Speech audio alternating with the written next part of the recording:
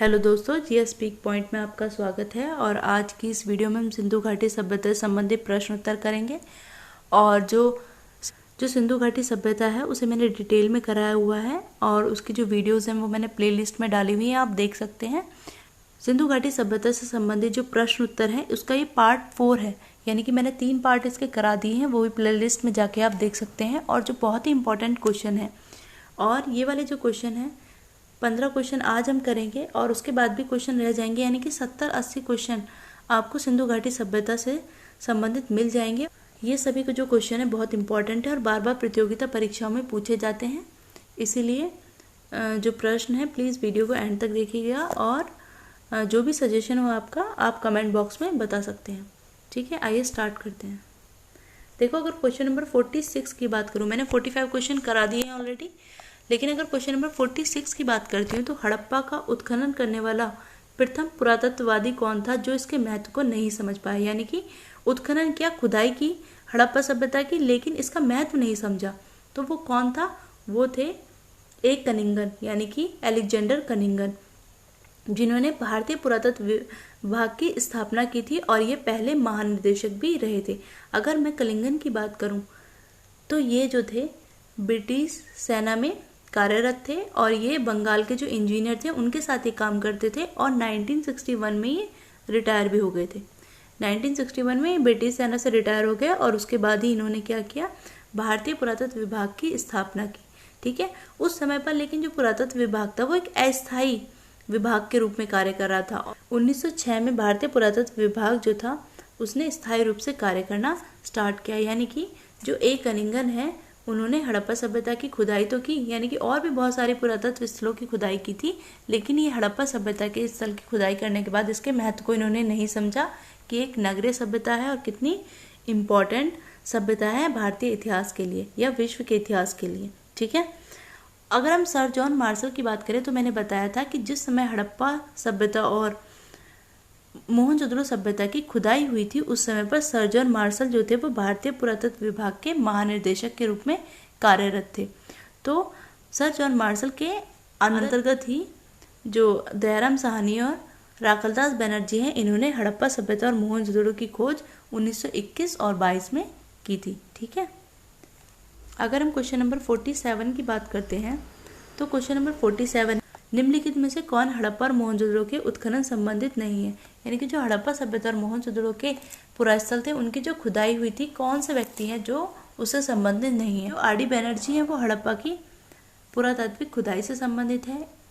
K. N.. Dixit भी संबंधित है, एम.एस. वत्स भी संबंधित है। लेकिन जो वी.ए. स्मिथ है ये एक इतिहासकार हैं और ये एक ब्रिटिश इतिहासकार हैं और इन्होंने भारतीय इतिहास के बारे में बहुत कुछ लिखा है, लेकिन ये हड़प्पा सभ्यता से किसी भी प्रकार कोई संबंध नहीं रखते हैं। इन्होंने एक बुक लिखी भारतीय इतिहास के ऊपर, the Oxford history of India, जो 1843 में लिखी थी और ये बहुत ही महत्वपूर्ण बुक है भारतीय इतिहास को समझने के लिए। ठीक है, तो इसका जो ऑप्शन हो जाएगा वो क्या हो जाएगा, डी हो जाएगा।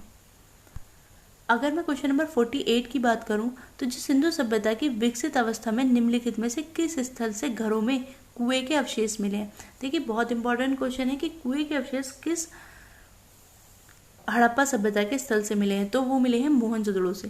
देखिए, जो मोहनजोदड़ो है इससे हर घर में एक कुआं और एक स्नान घर मिला है। यहाँ पर मिट्टी की नालियाँ थी, यानी कि पक्की मिट्टी की नालियाँ थी और जो घर थे वो भी पक्की मिट्टी के बने हुए थे।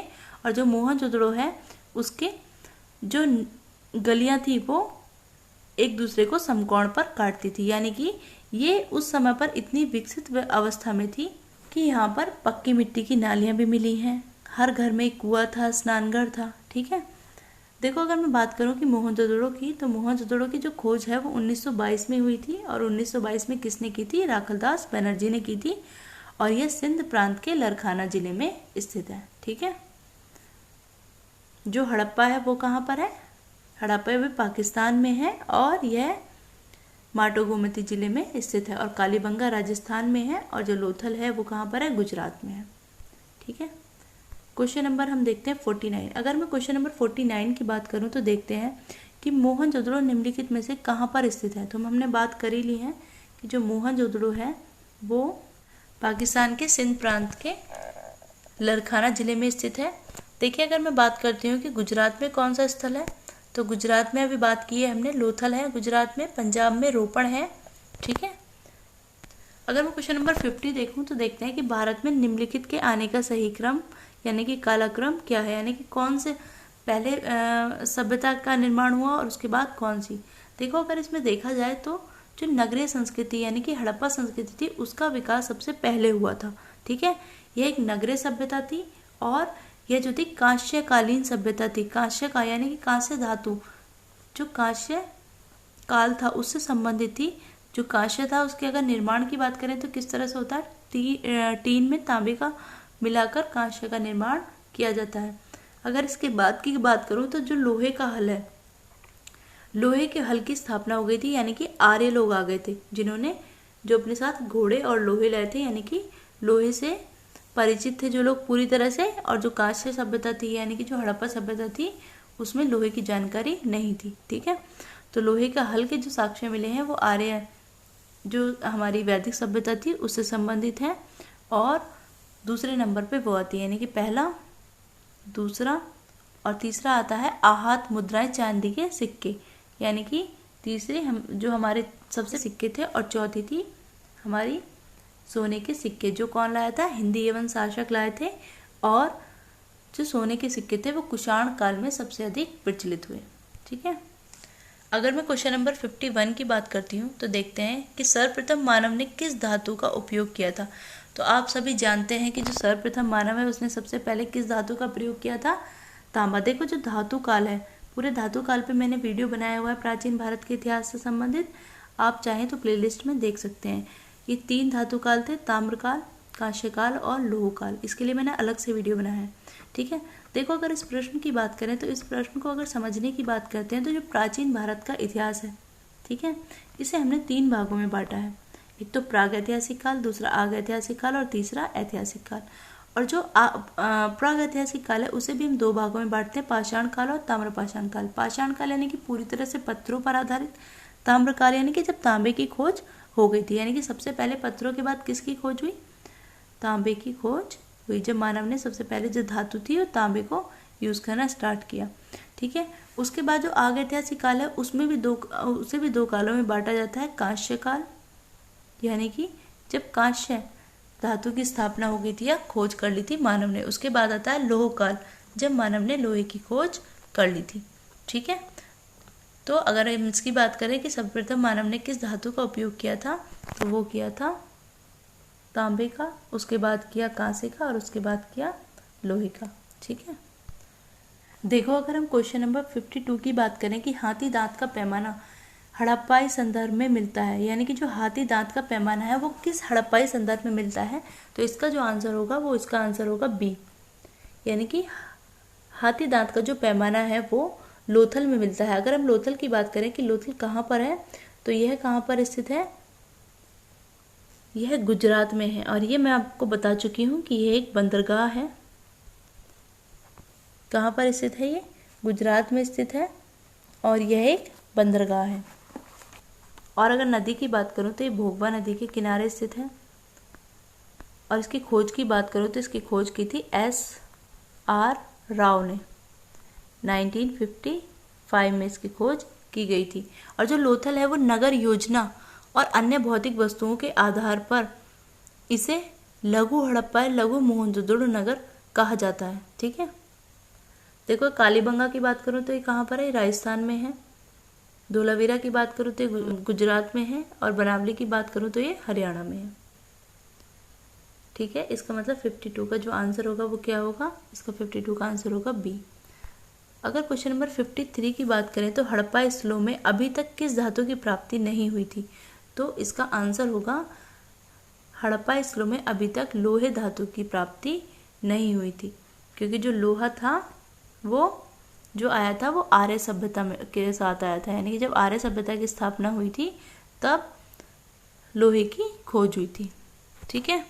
तांबा सबसे पहली धातु है, उसके बाद लोहा आया, उसके बाद चांदी आई, उसके बाद सोना आया, ठीक है।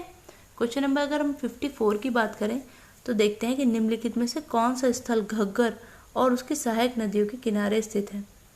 तो देखो अगर क्वेश्चन नंबर 54 की बात करूँ तो जो बनावली है, यानी कि जो बनावली है वो घग्गर उसकी सहायक नदियों घाटियों के किनारे स्थित है।